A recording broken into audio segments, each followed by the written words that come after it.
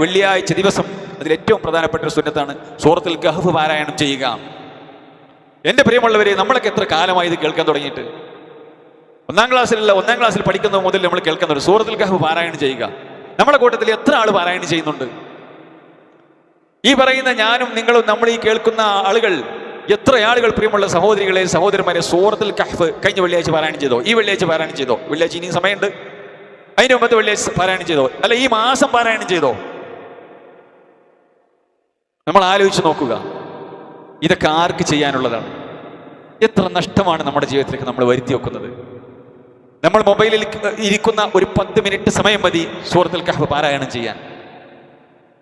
റസൂലുള്ളാഹി സ്വല്ലല്ലാഹു അലൈഹി വസല്ലം പറഞ്ഞു, മൻ ഖറഅ സൂറത്തുൽ കഹ്ഫ്, ആരെങ്കിലും സൂറത്തുൽ കഹ്ഫ് പാരായണം ചെയ്യുകയാണ് യൗമുൽ ജുമുഅ, ഏറ്റവും പ്രധാനപ്പെട്ട ദിവസമായ വെള്ളിയാഴ്ച ദിവസത്തിൽ, അല്ലാഹു അലഹു മിനൻ നൂരി മാ ബൈനൽ ജുമുഅത്തൈനി, ഈ 2 ജുമുഅകൾക്കിടയിൽ അല്ലാഹു സുബ്ഹാനഹു വ തആല അവന് പ്രത്യേക ഒരു പ്രകാശം കൊടുക്കുന്നതാണ്.